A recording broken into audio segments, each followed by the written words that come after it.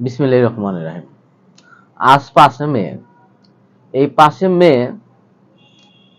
বাংলাদেশে 2025 সালে যে ঘটনাগুলো ঘটছিল, এই 5 মে 2025 সালে দেশনেত্রী এবং মরহুম Lebanon democracy mother Begum Khaleda Zia দীর্ঘ 1 মাস লন্ডন চিকিৎসা শেষে বাংলাদেশে আসে। আজ সেই 5 মে আজ সেই 5 মে 2013 সালে হেফাজতে ইসলাম তাদের এক জনসভাতে অবৈধ স্বৈরাচারী শেখ হাসিনা এদের নির্বিচারে গুলি করে হাজার হাজার আলেম সমাজকে হত্যা করে। আজ 5 মে এই রাতে, আজ এক কলঙ্কিত রাত, আজ সেই ভয়াল অন্ধকারের রাত, আজ সেই রাত যে রাতে হাজার হাজার তরুণ আলেমদেরকে বিনা বিচারে হত্যা করা হয়। কিন্তু এই যে আলেমদেরকে যে হত্যা করা হলো এবং কত রাউন্ড গুলি সেই রাতে ব্যবহার করা হয়েছিল, এবং সেই রাতে কারা কারা এবং প্রস্তুত ছিল, কাদের অর্ডারে এই গুলি করা হয়েছিল এবং কতজন আলেমকে হত্যা করা হয়েছিল, আজও পর্যন্ত তদন্ত করা হয় নাই। যে আজ সেই 5 মাস, যে 5 মাসে আলেম সমাজকে ধ্বংস করার জন্য, ইসলামকে ধ্বংস করার জন্য নির্বিচারে গুলি করা হয় এবং 57 জন, শুধু আপনার সরকারি হিসাবে 57 জন মারা যায়, কিন্তু বেসরকারি হিসাবে দেখা যায় যে প্রায় 1 থেকে 200 আলেমকে হত্যা করা হয়েছে এবং ইমামকে হত্যা করা হয়েছিল। এবং সাধারণ জনগণ সঠিক তদন্ত চায়। এই যে গুলি করলো, এই গুলির টাকা সাধারণ জনগণের টাকা ছিল। এই যে গুলি, অস্ত্র, পোশাক, প্রত্যেকটাই সাধারণ জনগণের পোশাক টাকা ছিল। এবং কেন গুলি করছে, কত রাউন্ড গুলি করছে, এইগুলো বিষয় নিয়ে আরো সঠিকভাবে উচ্চ পদে তদন্ত কমিশন গঠন করতে হবে। কারণ এই তদন্ত কমিশনার যে কোনো মানুষকে প্রশ্ন করতে দ্বিধা করবে না। দেখেন, আজ 5 মাস পশ্চিমবঙ্গের নির্বাচনের বিজেপি সরকারের জয়লাভ করছে। অন্যদিকে ভারতের কংগ্রেস সরকার, তারা বলতেছে ভোট চুরি করে বিজেপি সরকার গঠন করছে, সেই কারণে পদত্যাগ করব না।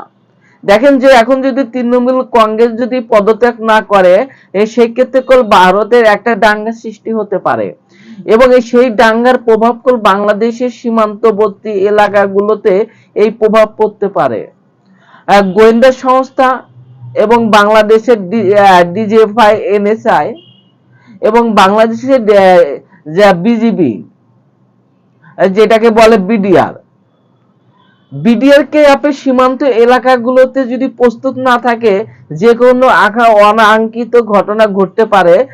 গত 48-72 ঘন্টার মধ্যে, এই 72 ঘন্টাকে আপনি সীমান্তকে আপনি যদি কন্ট্রোল না করতে পারে, এখানে যদি দাঙ্গা সৃষ্টি হয়, সেক্ষেত্রে সবচেয়ে বেশি প্রভাব পড়বে হলো বাংলাদেশে, এবং দ্বিতীয় প্রভাব পড়বে হলো ভুটান, নেপাল বা সব দেশেই পড়বে।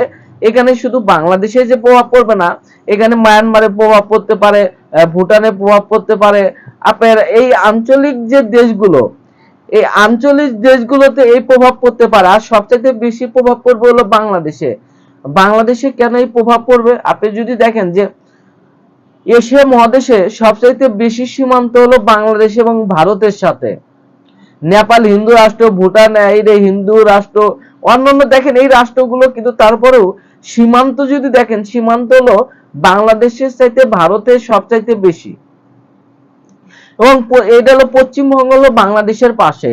এখানে যদি আপনার পশ্চিমবঙ্গ যদি নৈরাজ্য শুরু হয়ে যায়, অলরেডি আপনার ভারতের নৈরাজ্য শুরু হয়ে গেছে। কারণ কংগ্রেসের সমর্থকদের বাড়িঘর ভাঙ্গা দিতে আছে, আপনার হানাহানি হচ্ছে, আপনার রাহাজানি হচ্ছে, এখানে করে একটা দাঙ্গার মধ্যে চলে যাচ্ছে।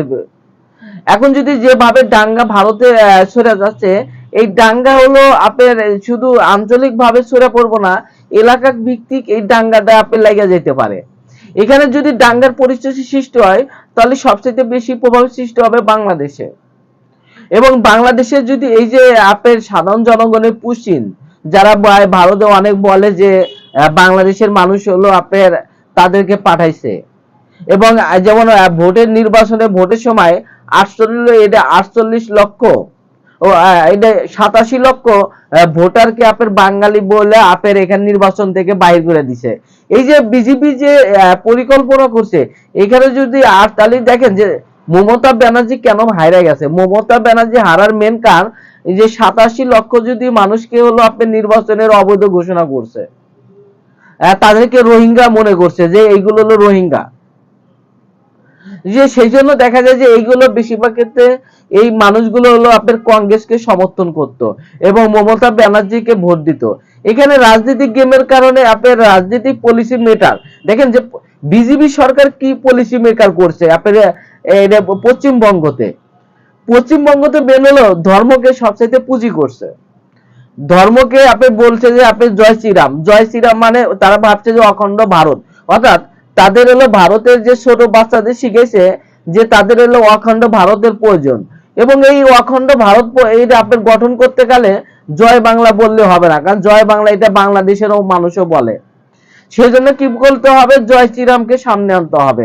সেই জন্য আপনি জয় শ্রীরামকে সামনে আনে। এখানে মেন হলো ইসলামিক, যদি ভারতের যদি ভারত হলো কট্টর হিন্দুপন্থী একটা রাষ্ট্র এবং বেশিরভাগ ক্ষেত্রে বিজেপি হলো কট্টর হিন্দুপন্থী একটা রাষ্ট্র। তাদের আদর্শ যদি দেখেন বিজেপি এবং আরএসএস, বিজেপি অর্থাৎ বিজেপি হলো সরকার, আরএসএস হলো দর্শন। এখানে দর্শন এবং সরকার কোল আপনি যদি আরএসএস যদি দর্শন, আরএসএস দর্শন হলো উগ্রবাদী, অর্থাৎ তাদের মেন হলো আপনার অখণ্ড ভারত তৈরি করা, অর্থাৎ বাংলা পৃথিবীতে অখণ্ড ভারত ছিল না। এটা হলো ভারতের যারা হিন্দুবাদী তারা হলো তাদের একটা স্বপ্ন যে তারা হলো এই অস্ট্রেলিয়া যে ভূসাগর আছে আপনার অন্যদিকে মালয়েশিয়া, সিঙ্গাপুর বা আপনার ইন্দোনেশিয়া বা এই রাষ্ট্রগুলো মিলে একটা তাদের অখণ্ড ভারত ছিল। যারা হিন্দুবাদী ভারত তারা বিশ্বাস করে যে অস্ট্রেলিয়ার ভূমধ্য সাগর থেকে শুরু করে আটলান্টিক সাগর থেকে শুরু করে অন্যদিকে আপনার মালয়েশিয়া, ইন্দোনেশিয়া, ভুটান, নেপাল এই রাষ্ট্রগুলো থেকে অখণ্ড ভারত এবং ইরানের কিছু অংশ নিয়ে যে এই যে তাদের যে অখণ্ড ভারত যে তাদের আরএসএস, এই আরএসএস এর মেন উদ্দেশ্য ছিল তার অখণ্ড ভারতকে প্রতিষ্ঠা করা। এখানে মেন স্ট্রাকচার হবে যে পশ্চিমবঙ্গের নির্বাচনে যে স্ট্রাকচার করছে জয় শ্রীরাম করে, কারণ জয় শ্রীরাম হলো একই হলো হিন্দুদের প্রত্যেকটা বালা।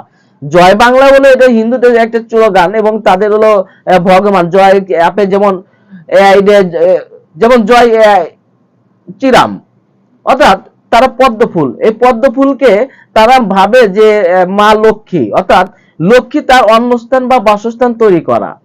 যদি আপনি তাদের মেন্টালি যদি দেখেন যে ভারতের যদি দর্শনগুলো যদি দেখেন যে এই দর্শনকে কিভাবে তার মেন্টালি এক্সপ্রেশন করে, অর্থাৎ তার স্বপ্ন কি দেখেন মেন এক্সপ্রেশন। সেই জন্য বাংলাদেশের সরকার এবং বাংলাদেশের গোয়েন্দা সংস্থা ভারতের সীমান্ত দিকটা বিশেষ নজর যদি না দেয় যে কোনো পরিস্থিতি আপনার ভয়ঙ্কর হতে পারে।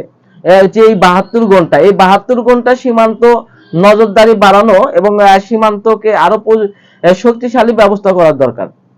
সবাই ভালো থাকুন। আসসালামু আলাইকুম।